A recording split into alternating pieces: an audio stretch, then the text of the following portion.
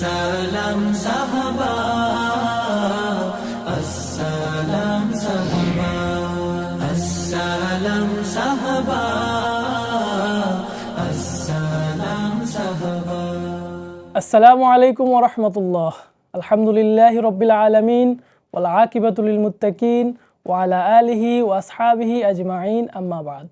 সুপ্রিয় দর্শক, কাছে কিংবা দূরে, বিশ্বজুড়ে যে যেখান থেকে দেখছেন, মাহে রমাদানের এই বরকতময় সময়ে আপনাদেরকে স্বাগত জানাচ্ছি আপনাদের প্রিয় চ্যানেল জিটিভির পর্দায় ইসলামী ব্যাংক বাংলাদেশ পিএলসি নিবেদিত প্রেরণার বাতিঘর অনুষ্ঠানে, powered by Islami bank foundation, ওয়ালিয়া হজ কাফেলা ও আন্তরিক হজ কাফেলা।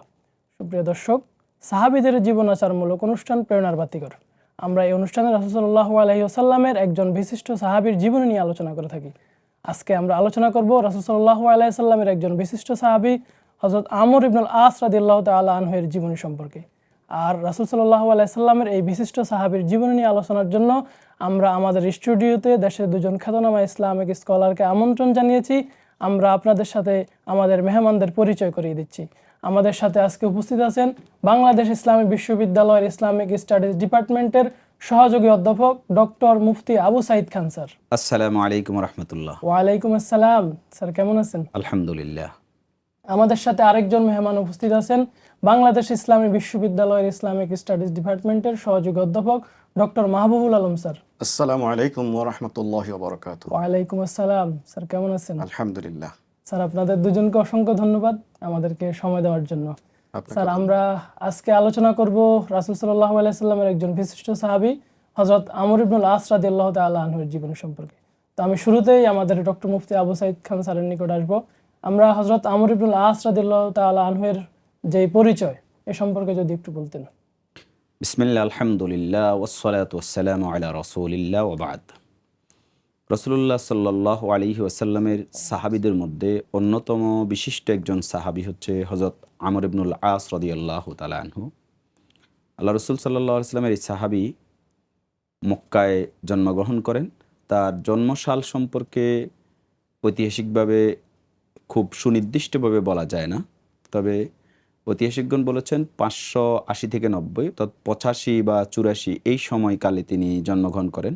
অর্থাৎ রাসূলুল্লাহ সাল্লাল্লাহু আলাইহি সাল্লামের নবুয়তকালীন সময়ে তার বয়স ছিল প্রায় 25-26 বছর, অর্থাৎ উমর রাদিয়াল্লাহু তাআলা আনহুর বয়সের কাছাকাছি। কেউ কেউ বলছেন তিনি উমর রাদিয়াল্লাহু তাআলা আনহু থেকে 6 বছরের বা 5 বছরের বড় ছিলেন। উমর রাদিয়াল্লাহু তাআলা আনহু 26 বছর বয়সে ইসলাম গ্রহণ করেন। তো সে আলোকে যদি বলা যায় যে রাসূলুল্লাহ সাল্লাল্লাহু আলাইহি সাল্লামের নবুয়তকালীন সময়ে তার বয়স তো অ্যারাউন্ড 30, অর্থাৎ 30 বছরের আশেপাশে ছিল। এরপরে তিনি মক্কার জীবনে প্রথম দিকে ইসলামের বিপক্ষে অবস্থান গ্রহণ করেছিলেন এবং ইসলামের বিরুদ্ধে তিনি বদর, উহুদ, খন্দক এই যুদ্ধগুলোতে ইসলামের বিপক্ষে তিনি অবস্থান করেছিলেন। পরবর্তীতে তিনি মুসলমান হয়ে যান এবং রাসূলুল্লাহ সাল্লাল্লাহু আলাইহি ওয়াসাল্লামের সাহাবী হওয়ার মর্যাদা অর্জন করেন। ইসলাম গ্রহণ করার পর থেকে তিনি পরবর্তী প্রত্যেকটা যুদ্ধে তিনি অংশগ্রহণ করেন, মক্কা বিজয় থেকে শুরু করে রাসূলুল্লাহ সাল্লাল্লাহু আলাইহি ওয়াসাল্লামের জামানায়, এবং তাকে রাসূলুল্লাহ সাল্লাল্লাহু আলাইহি ওয়াসাল্লাম একটা অঞ্চলের দায়িত্ব অর্পণ করেন এবং রাসূলুল্লাহ সাল্লাল্লাহু আলাইহি ওয়াসাল্লামের মৃত্যু পর্যন্ত সেই অঞ্চলটা এখনকার ভৌগোলিক দৃষ্টিকোণ থেকে সেটা ওমান এরিয়াতে পড়বে। সেই ওমান এরিয়াতে তিনি দায়িত্ব পালন করেন। পরবর্তীতে এখানে থাকা অবস্থায় রাসূলুল্লাহ সাল্লাল্লাহু আলাইহি ওয়াসাল্লাম ইন্তেকাল করেন। আবু বকর রাদিয়াল্লাহু তাআলার জামানা তিনি পেয়েছেন, ওমর রাদিয়াল্লাহু তাআলার জামানা পেয়েছেন এবং শেষ পর্যন্ত 65 হিজরি রাসূলুল্লাহ সাল্লাল্লাহু আলাইহি ওয়াসাল্লামের সাহাবী মুয়াবিয়া রাদিয়াল্লাহু তাআলার সময়কালে তিনি আলী রাদিয়াল্লাহু তাআলা এবং মুয়াবিয়া রাদিয়াল্লাহু তাআলার এই মতবিরোধকালীন সময়ে তিনি মুয়াবিয়া রাদিয়াল্লাহু তাআলার পক্ষে অবস্থান নেন এবং মিশরের তিনি গভর্নর ছিলেন ওমর রাদিয়াল্লাহু তাআলার সময়ে। এরপরে 65 হিজরিতে তিনি মিশরেই ইন্তেকাল করেন এবং তার পরবর্তী জীবন তিনি মিশরে প্রতিপালন করেন। রাসূলুল্লাহ সাল্লাল্লাহু আলাইহি ওয়াসাল্লাম তার মর্যাদার ব্যাপারে বলছেন যে, এবং তার ঈমানের ব্যাপারে সাক্ষ্য দিয়েছেন। ইমাম আহমদ ইবনে হাম্বল একটা হাদিস বর্ণনা করেছেন যে আন্নাসু আসলামু ওয়ালাকিন আমর ইবনুল আস আমানা, যে মানুষ ইসলাম গ্রহণ করেছে কিন্তু আমর ইবনুল আস রাদিয়াল্লাহু তাআলা ঈমান এনেছে। তো ইসলামের দৃষ্টিকোণ থেকে ইসলাম গ্রহণ করা বাহ্যিক বিষয়গুলোকে বোঝায় আর ঈমান আনা মূলত অন্তরের বিষয়টাকে বোঝায় বাহ্যিকতার সাথে। তার মানে রাসূলুল্লাহ সাল্লাল্লাহু আলাইহি ওয়াসাল্লাম আমর ইবনুল আস রাদিয়াল্লাহু তাআলার অন্তরের ব্যাপারেও সাক্ষ্য দিচ্ছেন সে প্রকৃত ঈমানদার ছিলেন। আমরা এখন আসবো ডক্টর মাহবুবুল আলম স্যারের কাছে। স্যার, হযরত আমর ইবনুল আসের যে ইসলাম গ্রহণ, এই ওনার ইসলাম গ্রহণ সম্পর্কে যদি একটু বলতেন। আলহামদুলিল্লাহ ওয়াসসালাতু ওয়াসসালামু আলা রাসূলিল্লাহ ওয়া বা'দ। রাসূল সাল্লাল্লাহু আলাইহি সাল্লামের একজন বিশিষ্ট সাহাবী আমর ইবনুল আস রাদিয়াল্লাহু তাআলা আনহু, আহ, তার ইসলাম গ্রহণের ঘটনাটা বা বিষয়টা অনেক বড়। সংক্ষেপে যদি আমি বলি যে রাসূল সাল্লাল্লাহু আলাইহি সাল্লামের সময়ে যে মক্কার কাফেরদের অত্যাচারে যে একদল লোক হাবশায় চলে গেছিল হিজরত করার জন্য। তো কুরাইশরা এটা ভালোভাবে নেয়নি, যার জন্য কুরাইশদের মধ্য থেকে একদল প্রতিনিধি তাদেরকে ফিরিয়ে নিয়ে আসার জন্য পাঠালেন। এই প্রতিনিধিদের মধ্যে থেকে আমর ইবনুল আস রাদিয়াল্লাহু তাআলা আনহু তাকে নেতৃত্ব দিয়ে পাঠালেন। তিনি হাবশার তৎকালীন শাসনকর্তা নাজ্জাশী তার কাছে গেলেন, যে তাদের ফিরিয়ে নিয়ে আসার জন্য প্রস্তাব করলেন। কিন্তু নাজ্জাশী তাদেরকে বললেন যে কেন তাদেরকে ফিরিয়ে দিতে হবে। তখন আমর ইবনুল আস রাদিয়াল্লাহু তাআলা আনহু বললেন যে তারা তাদের বাপদাদাদের ধর্ম পরিত্যাগ করে নতুন ধর্ম গ্রহণ করেছে। তো এই কথাটা আগে থেকে জানতেন নাজ্জাশী, তখন তাকে বললেন যে না, তাকে ফিরিয়ে দেওয়া যাবে না। এই বলে আমর ইবনুল আসকে ফিরিয়ে দিলেন। অতঃপর তিনি ফিরে আসলেন। আসার পরে পরবর্তীতে অনেকগুলো যুদ্ধে, বিশেষ করে বদরের যুদ্ধ, উহুদের যুদ্ধ এবং খন্দকের যুদ্ধেও তিনি অংশগ্রহণ করেছেন মুসলমানদের বিপক্ষে। এই যুদ্ধগুলো অংশগ্রহণ করার পরে, খন্দক যুদ্ধের পরে ৮ম হিজরির প্রায় ৬ মাস আগে, এই সময়টাতে তিনি খুব চিন্তায় পড়ে গেলেন। ইসলাম, মুসলমান এবং তার পূর্বের ধর্ম, এই বিষয়গুলো নিয়ে তার অন্তরের মধ্যে একটা ব্যাকুলতা সৃষ্টি হয়েছিল। সেই ব্যাকুলতা থেকে তিনি অনেকটাই ইসলামের দিকে ঝুঁকে পড়েছিলেন। কিন্তু তাদের ওই পূর্বের যে ধর্ম, সেখান থেকে ফিরে আসতে পারতেছিলেন না। তো এই কথা কুরাইশরা জানতে পেরে কুরাইশদের মধ্য থেকে একজন ব্যক্তিকে আমর ইবনুল আসের নিকট পাঠালেন। আমর ইবনুল আস তখন ওই ব্যক্তির সাথে একটা তর্ক হলো। তর্কের এক পর্যায়ে তাকে জিজ্ঞেস করলো যে আচ্ছা বলো তো, যে আমরা সত্যের পক্ষে আছি নাকি ওই রোমান পারসিকরা সত্যের পক্ষে আছে? তখন তিনি উত্তর দিলেন যে আমরাই তো সত্যের পক্ষে আছি। আবার বললেন যে তারা কি বিত্ত বৈভব সুখ শান্তির দিক থেকে তারা নাকি আমরা আছি? তখন সে বলল যে না, তারা আছে। তখন তিনি বললেন যে যদি তারা এই বিত্ত বৈভবের দিক থেকে থাকে, তাহলে আমরা তো খুব বেশি ভালো অবস্থানে নেই। আবার বললেন যে পরকাল যদি না থাকে তাহলে তো তারা খুব ভালো আছে, আমরা বরং অসহায় অবস্থায় দিনাতিপাত করছি। তো আমার মনে হয় মুহাম্মদ যে আহ্বান জানাচ্ছে যে এই জীবনই শেষ জীবন নয়, এরপরেও আরেকটি জীবন আছে, মানুষের কর্মের হিসাব দিতে হবে, সেই কথা তার সাথে বললেন এবং তিনি চলে গেলেন। এরপর তিনি হযরত আমর ইবনুল আস রাদিয়াল্লাহু তাআলা আনহু তার গোত্রের লোকদেরকে বললেন যে আমরা এখন চলে যাই নাজ্জাশীর কাছে, এই অর্থে যে যদি মুহাম্মদ এখানে পরাজিত হয় তাহলে তো কোনো সমস্যা নেই, আর যদি না হয় তাহলে আমরা নাজ্জাশীর কাছে নিরাপদ আশ্রয়ে থাকতে পারবো। এবং যাওয়ার সময় তারা চামড়া হিসেবে ওই সময়কার সবচেয়ে উন্নত মানের এবং মর্যাদাপূর্ণ উপহার হিসেবে নিয়ে গেলেন। নাজ্জাশী দেখে তা খুশি হলেন। এবং ওই সময় আমর ইবনুল উমাইয়া দারিমি নামক একজন দূতকে রাসূলুল্লাহ সাল্লাল্লাহু আলাইহি সাল্লাম প্রেরণ করেছিলেন। সেই নাজ্জাশীর দরবারে থেকে কিছুক্ষণ পরে ওই দূত সরে গেলেন, চলে গেলেন। তখন আমর ইবনুল আস এবং তার দলের লোকেরা নাজ্জাশীর কাছে আবেদন করলেন যে নাজ্জাশী, আপনি আমাদের ওই দূতকে আমাদের কাছে ফিরিয়ে দিন। তখন নাজ্জাশী বললেন, আমি কি তাকে ফিরিয়ে দিব যে ওই ব্যক্তির দূত যে ব্যক্তির কাছে নামুসে আকবর অর্থাৎ জিব্রাইলের কথা বলা হয়েছে এসেছে এবং মুসার কাছেও এসেছিল, অর্থাৎ তিনি তো সত্যের পক্ষের লোক, সত্যাশ্রয়ী, এমন ব্যক্তির দূতকে আমি হত্যা করতে দিতে পারি না। তখন আমর ইবনুল আস বললেন, আসলে কি তিনি সত্যের মধ্যে আছেন? তখন বললেন হ্যাঁ। তখন আমর ইবনুল আস রাদিয়াল্লাহু তাআলা আনহু বললেন যে তাহলে আমাকে বায়াত করুন, ইসলামের বায়াত। অতঃপর তিনি নাজ্জাশীর কাছে বায়াত নিলেন, কিন্তু এই কথা প্রকাশ করলেন না। অতঃপর তিনি তার ওই ইসলামের বিষয়টিকে পুরোপুরি জানান দেওয়ার জন্য সেখান থেকে সোজা মদিনার পথে রওনা দিলেন। পথিমধ্যে খালিদ ইবনে ওয়ালিদের সাথে দেখা। খালিদ তখনও ইসলাম গ্রহণ করেন নাই, তিনি ইসলাম গ্রহণ করার জন্যই যাচ্ছেন। তাকে জিজ্ঞেস করলাম আপনি কোথায় যাচ্ছেন? তিনি বললেন যে আমি মুহাম্মদের কাছে যাচ্ছি। খালিদ জিজ্ঞেস করলেন আপনি কোথায় যাচ্ছেন? তিনিও বললেন যে আমি মুহাম্মদের কাছে যাচ্ছি। একসাথে গেলেন। অতঃপর খালিদ রাদিয়াল্লাহু তাআলা আনহু তখন ইসলাম গ্রহণ করলেন। অতঃপর তিনি বললেন রাসূল সাল্লাল্লাহু আলাইহি সাল্লামকে, ইয়া রাসূলুল্লাহ, আমিও তো ইসলাম গ্রহণ করার জন্য এসেছি, কিন্তু আমার শর্ত হচ্ছে যে আমার পূর্ববর্তী গুনাহগুলো তো মাফ করে দিতে হবে, অর্থাৎ আমার জন্য ক্ষমা প্রার্থনা করছি পূর্ববর্তী গুনার জন্য। অতঃপর রাসূল সাল্লাল্লাহু আলাইহি সাল্লাম বললেন যে ইসলাম গ্রহণ করা এবং হিজরতের মাধ্যমে পূর্বের সকল গুনাহ মাফ হয়ে যায়।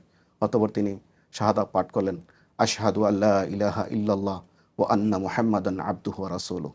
এভাবে তিনি ইসলাম গ্রহণ করলেন। স্যার আপনাকে অসংখ্য ধন্যবাদ সুন্দরভাবে তুলে ধরার জন্য। বিরতির পর আমরা আবারও আপনাদের নিকট থেকে শুনব। সুপ্রিয় দর্শক, বিরতির পর আবারও আপনাদের নিকট ফিরব, ততক্ষণে আমাদের সাথে থাকুন। সুবহানাল্লাহি ওয়া বিহামদিহি সুবহানাল্লাহিল আযীম। সালাম সাহাবা।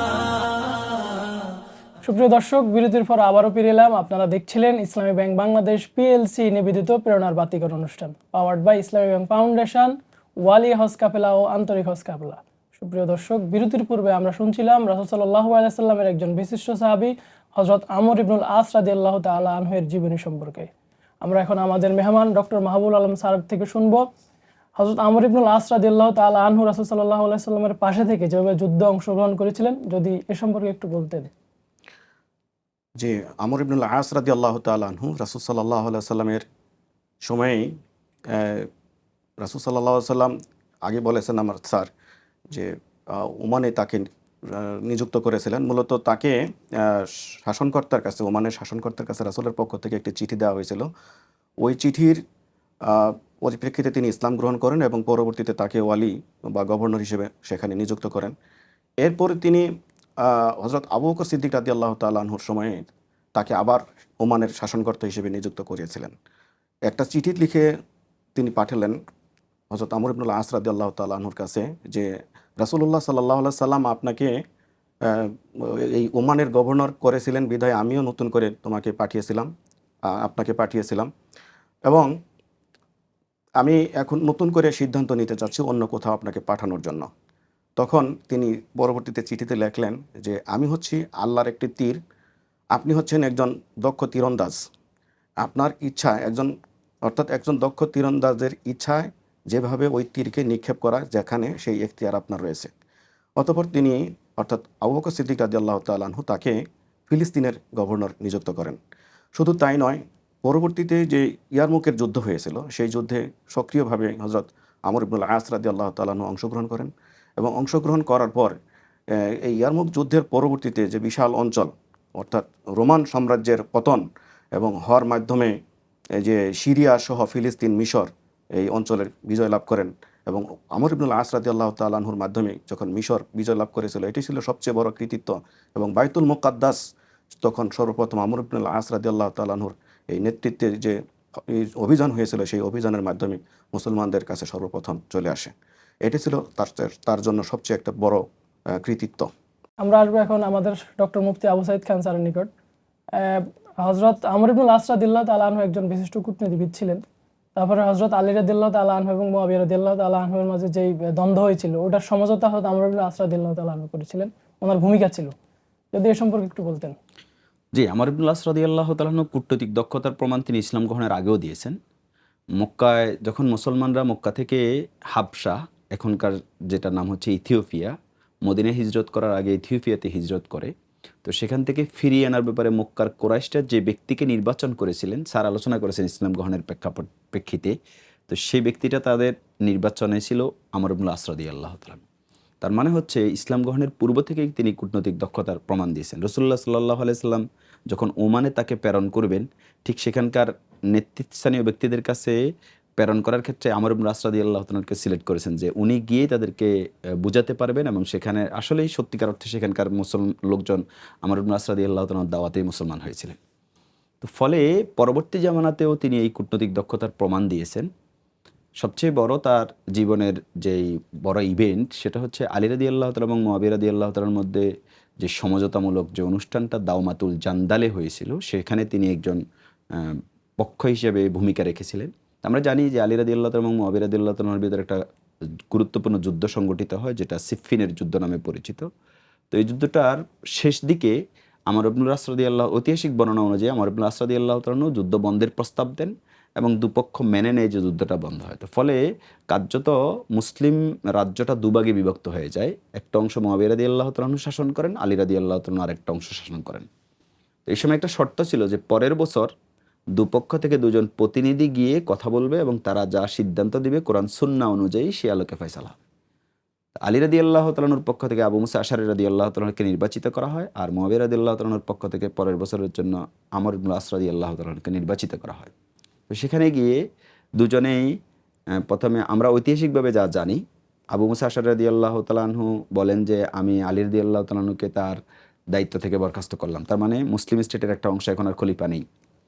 আমর ইবনে আস রাদিয়াল্লাহু তাআলা আনহুর ব্যাপারে নাকি এরকম কথা ছিল, তিনি মুআবিয়া রাদিয়াল্লাহু তাআলা আনহুকে পদচ্যুত করবেন, তাহলে শূন্য ঘোষিত হওয়ার পরে একজনকে তারা বানাবেন। কিন্তু আমর ইবনে আস রাদিয়াল্লাহু তাআলা আনহু দাঁড়িয়ে বললেন যে আমি যেহেতু আবু মুসা আশআরী রাদিয়াল্লাহু তাআলা আনহু আলী রাদিয়াল্লাহু তাআলা আনহুকে বরখাস্ত করেছেন, তা আমি এখন মুআবিয়া রাদিয়াল্লাহু তাআলা আনহুকে মুসলিম রাজ্যের পুরো অঞ্চলের খলিফা হিসেবে নিযুক্ত করলাম। তো ফলে আমার আবু মুসা আশআরী রাদিয়াল্লাহু তাআলা আনহু খুব হতবিহ্বল হবে এবং সেখান থেকে ফিরে আসেন এবং মুসলমানদের মধ্যে তখন দ্বিধা বিভক্তি তৈরি হয়। একদল মিছিল করতে করতে কুফার দিকে চলে যান। তারা আলী রাদিয়াল্লাহু তাআলা আনহুকে বিষয়টা জানা। আলী রাদিয়াল্লাহু তাআলা বললেন যে খলিফাকে বরখাস্ত করার কোনো গ্রাউন্ড তো তৈরি হয় নাই। খলিফাকে তখনই বরখাস্ত করা যায় খলিফা যদি কোনো কবিরা এমন কোনো কুফরি করেন যে কুফরির কারণে তার খলিফা থাকার মতো আর শরী অবস্থান থাকে না। তো আলী রাদিয়াল্লাহু তাআলা আনহুর ব্যাপারে তো এই ধরনের কোনো কিছু প্রমাণিত হয় না, ফলে তোমাদের এই ফয়সালাটা ঠিক ছিল না। তো ফয়সালা যদি ঠিক না হয় তাহলে আলী রাদিয়াল্লাহু তাআলা আনহু খলিফা বহাল ছিলেন। আর এদিকে আমর ইবনে আস রাদিয়াল্লাহু তাআলা আনহু মুআবিয়া রাদিয়াল্লাহু তাআলা আনহুর প্রতিনিধি হিসেবে তাকে তো খলিফা করলেনই, বরং মুসলিম স্টেটের পুরোটারই খলিফা করলেন। তো ফলে কার্যত মুসলিম স্টেট দুভাগে বিভক্ত হয়ে গেল। এখানে যে বিষয়টা খুব পরিধানযোগ্য, ঐতিহাসিকগণ খুব নেগেটিভলি এবং খুবই খারাপ শব্দ ব্যবহার করে আমর ইবনে আস রাদিয়াল্লাহু তাআলা আনহুর চরিত্রকে উপস্থাপন, কেউ বলেন কপট, কেউ বলেন ধূর্ত, কেউ বলেন মিথ্যাবাদী। এর কোনোটাই ঠিক না। প্রথম কথা হচ্ছে এখানে কয়েকটা বিষয় পরিধানযোগ্য। এক নম্বর কথা হচ্ছে এটা ঐতিহাসিক বর্ণনা, সনদের যাচাই বাছাইয়ের নির্ভরতার দিক থেকে এই সূত্রের উপর আমরা নির্ভর করতে পারি না আসলে প্রকৃতপক্ষে সেখানে কি হয়েছিল। যদি এখানে পুরো ঘটনাটা হাদিসের কোনো গ্রন্থে একেবারে বিশুদ্ধ সনদে আমরা পেতাম তাহলে সেটাকে আমরা বিশ্বাস করতে পারতাম। যদি এরকম কোনো ঘটনা এই কনভারসেশনটা প্রকৃত অর্থেই ঘটতো তাহলে এটার বর্ণনা সূত্র সহ হাদিসের বুখারী, মুসলিম, আবু দাউদ, তিরমিজির হাদিসের গ্রন্থগুলোতে পাওয়া যেত এবং শত শত সাহাবী সেখানে উপস্থিত ছিলেন। তাহলে বিষয়টার ক্ষেত্রে ঐতিহাসিক বর্ণনার সত্যাসত্য নির্ধারণ একটা বড় পয়েন্ট। সেকেন্ড কথা হচ্ছে যদি এটাকে আমরা সত্য হিসেবে ধরিও নিই, যেমন আবুল হাসান আল নদভী রাহিমাহুল্লাহ সহ ঐতিহাসিক অনেকে এটাকে আলোচনা করেছেন। এখানে দুটো বিষয়, একটা বিষয় হচ্ছে যে দুজন মুসলিমের মধ্যে সমঝোতা করার ক্ষেত্রে মিথ্যা বলা বৈধ, রাসূলুল্লাহ সাল্লাল্লাহু আলাইহি ওয়াসাল্লামের হাদিস থেকে প্রমাণিত। তাহলে যদি আমর ইবনে আস রাদিয়াল্লাহু তাআলা এখানে কিছুটা টেকনিক্যালি ঘুরিয়ে কথাও বলেও থাকেন এবং সেটা হাদিসের আলোকে শরীয়তের সীমার মধ্যেই তিনি ছিলেন, এর থেকে বের হন নাই, এ হলো দ্বিতীয় কথা। তৃতীয় কথা হচ্ছে মূলত আবু মুসা আশআরী রাদিয়াল্লাহু তাআলা আনহু কোনোভাবেই মুআবিয়া রাদিয়াল্লাহু তাআলা আনহুকে মেনে নিতে চাচ্ছিলেন না। তো ফলে আবু মুসা আশআরী রাদিয়াল্লাহু তাআলা আনহু দুজনকেই খলিফা থেকে পদচ্যুত করতে চাচ্ছিলেন। দেখুন এখানে বড় বিষয়টা হচ্ছে যে আলী রাদিয়াল্লাহু তাআলা আনহু খলিফা, মুআবিয়া রাদিয়াল্লাহু তাআলা আনহু খলিফা, দুজনই খলিফা থাকা অবস্থায় মারামারি চলতেছে। আর দুইজনকে যদি পদচ্যুত করে মুসলিম রাষ্ট্রকে খলিফা শূন্য করে ফেলা হয় তাহলে আরেকজন নির্বাচিত করা আরও টাফ হবে। ফলে মুসলমানরা আরও গৃহযুদ্ধে লিপ্ত হয়ে যাবে। এটা আমর ইবনে আস রাদিয়াল্লাহু তাআলা আনহু কূটনীতিক যোগ্যতায় বুঝতে পেরেছিলেন, কিন্তু আবু মুসা আশআরী রাদিয়াল্লাহু তাআলা আনহু তার সরল চরিত্রের কারণে এটা বুঝতে পারেননি। এটা আমর ইবনে আস রাদিয়াল্লাহু তাআলা আনহুর বিবেচনা। ফলে আমর ইবনে আস রাদিয়াল্লাহু তাআলা এটা বুঝছেন যে আবু মুসা আশআরী রাদিয়াল্লাহু তাআলা আলী রাদিয়াল্লাহু তাআলাকে যখন পদচ্যুত করবে আলী মেনেই নিবে না, আবার আমি যখন মুআবিয়া রাদিয়াল্লাহু তাআলাকে খলিফা ঘোষণা করব তো আলটিমেটলি মুসলিম স্টেট দুভাগে বিভক্ত হবে, দুজনই খলিফা থাকবে। তাহলে তখন আমর ইবনে আস রাদিয়াল্লাহু তাআলা আনহুর এই টেকনিক অবলম্বন করা ছাড়া আর কোনো গত্যন্তর ছিল না। এ হলো তৃতীয় বিষয়। চতুর্থ বিষয় হচ্ছে যে মুসলিম স্টেটের দুজন খলিফা থাকা শরীয়ত অনুযায়ী অবৈধ না। আর এবং পরবর্তীতে এটা প্রমাণিত হয়েছে যে আলী রাদিয়াল্লাহু তাআলা আনহুর মৃত্যুর পরে হাসান রাদিয়াল্লাহু তাআলা আনহু খলিফা হয়ে হাসান রাদিয়াল্লাহু তাআলা আনহু পুরো খেলাফতটা মুআবিয়া রাদিয়াল্লাহু তাআলার কাছে হস্তান্তর করেছেন। তাহলে বোঝা যায় যে মুআবিয়া রাদিয়াল্লাহু তাআলা আনহুকে খলিফা করার ব্যাপারে যে দূরদর্শী চিন্তা আমর ইবনে আস রাদিয়াল্লাহু তাআলা আনহু পোষণ করেছেন সেটা পরে বাস্তবায়িত হয়েছে। এজন্য আমর ইবনে আস রাদিয়াল্লাহু তাআলা আনহুকে দুটো বিষয়, একটা হচ্ছে সেখানকার প্রেক্ষাপটে যা ঘটেছে এর বিকল্প করার মতো ছিল না, অথবা তিনি যদি এখানে কোনো ঘুরিয়ে কথা বলেনও সেটা হাদিসের আলোকে তিনি শরীয়তের গণ্ডির বাইরে যান নাই। তৃতীয় কথা হচ্ছে যে এই সূত্রটাই নির্ভরযোগ্য না। ফলে ঐতিহাসিক বর্ণনার উপর নির্ভর করে একজন সাহাবীর উপরে কালিমা লেপন করা, সাহাবীর ব্যাপারে কটু কথা বলা, এটা কারোর জন্য উচিত নয়। মনে রাখতে হবে যে আমরা সাধারণত স্বর্ণ যখন পরিমাপ করি পাল্লাটা খুব নিখুঁত হয়, আর আমরা যখন লাকড়ি পরিমাপ করি আমরা তখন মনে করি না যে পাল্লা ওরকম নিখুঁত হতে হবে। তো আল্লাহ রসুলের সাহাবীরা স্বর্ণের মতো দামি ব্যক্তি, তো তাদেরকে কোনো ইনফরমেশন বা কোনো সূত্র দিয়ে যদি পরিমাপ করতে হয় সেই সূত্রটাও স্বর্ণের মাপার যে পাল্লা এরকম নিখুঁত পাল্লা হওয়া উচিত, ওই সূত্রটাও নির্ভরযোগ্য হওয়া উচিত। ওই লাকড়ি মাপার পাল্লা দিয়ে স্বর্ণকে পরিমাপ করলে তখন সেখানে আসলেই তার প্রতি বেইনসাফি হবে, জুলুম হবে। আল্লাহর পক্ষ থেকে তো বাণী আসছে যে রাদিয়াল্লাহু তাআলা আনহু ওয়া রাদু আনহু। স্যার ধন্যবাদ আপনাকে। আমরা আসবো এখন ডক্টর মাহবুবুল আলম স্যারের নিকট। আমরা হযরত আমর ইবনে আস রাদিয়াল্লাহু তাআলা আনহু যে মৃত্যু হয়েছিল ও সম্পর্কে যদি একটু বলতেন। আমর ইবনে আস রাদিয়াল্লাহু তাআলা আনহু তিনি শেষ জীবনে চলে আসেন তার বয়স 90-এর কাছাকাছি। সেই সময় তিনি তার পিছনের যে ইতিহাস, সেখানে সেই ইতিহাস সম্পর্কে অনেক আফসোস করেন এবং এই বলে তার যে আবদুল্লাহ, তার ছেলে, তিনিও সাহাবী ছিলেন, আবদুল্লাহকে ডেকে বলতেছেন যে আমার জীবনে 3টি পর্ব অতিবাহিত হয়ে গেছে। একটি ছিল যে জাহিলি যুগে যে সময়টা অতিবাহিত হয়েছে, সেই সময় আমার অন্যতম প্রধান চাওয়া পাওয়া ছিল মুহাম্মদকে হত্যা করা। তো সেই সময় যদি আমি মৃত্যুবরণ করতাম তাহলে আমার জাহান্নাম ছাড়া আর কোনো গতি ছিল না। আর দ্বিতীয় আরেকটি স্তর হচ্ছে যে সেই সময় আমি ইসলাম গ্রহণ করেছি, যেটা আমার জীবনের জন্য সবচেয়ে উল্লেখযোগ্য আনন্দের ঘটনা। আরেকটা হচ্ছে এখন সামনে যতদিন বেঁচে আছি আমি জানি না সামনে কি হবে। অতঃপর তিনি দাফন কাফন কিভাবে হবে আবদুল্লাহকে সেই পরামর্শগুলো ওসিয়ত করে তিনি কালেমা পড়তে পড়তে ইন্তেকাল করেন। ইন্না লিল্লাহি ওয়া ইন্না ইলাইহি রাজিউন। সেই সময় তার বয়স হয়েছিল 90-এর কাছাকাছি। মিশরে তিনি মিশরে তিনি ইন্তেকাল করেছেন। আমরা ডক্টর মুফতি আবু সাঈদ খান স্যারের নিকট আসবো। হযরত আমর ইবনে আস রাদিয়াল্লাহু তাআলা আনহু-এর জীবনী থেকে আমরা কিভাবে শিক্ষা গ্রহণ করতে পারি, যদি একটু বলতেন। জি, আমর ইবনে আস রাদিয়াল্লাহু তাআলার জীবন থেকে আমাদের অনেকগুলো বিষয় শিক্ষার নেয়ার মতো রয়েছে। প্রথম বিষয় হচ্ছে রাসূলুল্লাহ সাল্লাল্লাহু আলাইহি ওয়াসাল্লাম তার ঈমানের ব্যাপারে সাক্ষ্য দিয়েছেন। তো একজন ব্যক্তি যে ইসলামের বিপক্ষে অবস্থান নেওয়া সত্ত্বেও এক পর্যায়ে যখন তিনি নিজেকে রিয়েলাইজ করার পর্যালোচনা করে শেষ পর্যন্ত ইসলাম গ্রহণ করেন এবং খাঁটি ঈমানদারে পরিণত হন, তো এই জন্য ঈমান আনার ক্ষেত্রে আমাদের সত্যিকার অর্থে ঈমান আনা উচিত এবং ঈমানের উপর অটল থাকার জন্য চেষ্টা করা উচিত। এটা হচ্ছে আমর ইবনে আস রাদিয়াল্লাহু তাআলার জীবন থেকে সবচেয়ে বড় শিক্ষা। দ্বিতীয় যে বিষয়টা হচ্ছে রাসূলুল্লাহ সাল্লাল্লাহু আলাইহি সাল্লামের প্রতি ঈমান আনার পর থেকে রাসূলুল্লাহ সাল্লাল্লাহু আলাইহি ওয়াসাল্লাম তাকে যখন যে দায়িত্ব দিয়েছেন, আবু বকর রাদিয়াল্লাহু তাআলা দায়িত্ব দিয়েছেন, ওমর ইবনুল খাত্তাব রাদিয়াল্লাহু তাআলা আনহু তাকে দায়িত্ব দিয়েছেন, প্রত্যেকটা দায়িত্ব তিনি সুচারুরূপে তার শেষ জীবন পর্যন্ত পালন করেছেন এবং এই রাষ্ট্রীয় দায়িত্ব পালনের ক্ষেত্রে অবনত মস্তকে মেনে নিয়ে সততার সাথে দায়িত্ব পালন করা, এই বিষয়টা আমরা শিক্ষা গ্রহণ করতে পারি। স্যার কি কিছু বলবেন? একটা পয়েন্ট তো আমি বলতাম আর কি এখানে, সেটা হলো যে হযরত আমর ইবনুল আস রাদিয়াল্লাহু তাআলা আনহু তিনি রাসূল সাল্লাল্লাহু আলাইহি ওয়াসাল্লাম একবার তাকে আসতে বললেন তার কাছে। তিনি খুব দ্রুত সজ্জিত হয়ে, পোশাকে সজ্জিত হয়ে তিনি আসলেন। তিনি টের পেয়েছিলেন হয়তো কোনো যুদ্ধের জন্য আমাকে আহ্বান করেছেন, আমাকে পাঠাবেন। অতঃপর তাকে বললেন যে আমর, আমি তোমাকে আমির নিযুক্ত করতে চাই একটা প্রদেশের, এবং সেখানে গেলে পরে তুমি গনিমতের মাল পাবে, সেই গনিমতের অংশও তুমি সেখান থেকে পাবে। তখন এই কথা শুনে আমর ইবনুল আস রাদিয়াল্লাহু তাআলা বললেন, ইয়া রাসূলুল্লাহ, আমি গনিমতের আশায় তো ইসলাম গ্রহণ করি নাই, আমি ইসলাম গ্রহণ করেছি অন্তর থেকে। তো এইরকম যে তিনি অনেক দানশীল ছিলেন এবং তিনি অনেক দয়ালু ছিলেন, দুনিয়া বিমুখতা এবং তাকে আশ্রয় প্রশ্রয় তার মধ্যে ছিল না। অর্থাৎ এক কথায় তারা যখন ইসলাম গ্রহণ করেছেন, ইসলাম গ্রহণ করার পরে তিনি একেবারে টোটাল লাইফটাকে ইসলামের জন্য সমর্পণ করে দিয়েছেন। তো আমাদের ক্ষেত্রেও সেটা সেখান থেকে শিক্ষা আছে যে দুনিয়ার কোনো চাওয়া পাওয়ার জন্য আমরা যেন আল্লাহর সন্তুষ্টি থেকে দূরে সরে না যাই, একমাত্র আল্লাহর সন্তুষ্টির জন্যই যেন আমরা ইসলামের যে সমস্ত মৌলিক হুকুম হাকামগুলো রয়েছে সেজন্য পালন করি। এই সাহাবীর কাছ থেকে আমরা সেই সমস্ত শিক্ষাগুলো পাই। স্যার, আপনাদের দুজনকে অসংখ্য ধন্যবাদ কষ্ট করে এসে আমাদেরকে সময় দেওয়ার জন্য। আপনাকেও ধন্যবাদ। সুপ্রিয় দর্শক, আমরা শুনছিলাম রাসূল সাল্লাল্লাহু আলাইহি সাল্লামের একজন প্রিয় সাহাবী হযরত আমর ইবনুল আস রাদিয়াল্লাহু তাআলা আনহু-এর জীবনী সম্পর্কে। আমরা আল্লাহ রাব্বুল আলামিনের কাছে তৌফিক কামনা করছি রাসূল সাল্লাল্লাহু আলাইহি সাল্লামের সাহাবীদের মতো যেন আমরা আল্লাহ রাব্বুল আলামিনের সন্তুষ্টি অর্জন করে জীবন পরিচালনা করতে পারি। সুপ্রিয় দর্শক, বিদায় নেওয়ার পালা। আগামী দিন রাসূল সাল্লাল্লাহু আলাইহি সাল্লামের আরেকজন বিশিষ্ট সাহাবীর জীবনী নিয়ে হাজির হয়ে যাব। ততক্ষণে আল্লাহ রাব্বুল আলামিন আপনাদেরকে ভালো রাখুন। সুবহানাকাল্লাহুম্মা ওয়া বিহামদিকা আশহাদু আল্লা ইলাহা ইল্লা আনতা আস্তাগফিরুকা ওয়া আতুবু ইলাইক। আসসালামু আলাইকুম ওয়া রাহমাতুল্লাহ। আসসালাম সাহাবা, আসসালাম সাহাবা, আসসালাম সাহাবা।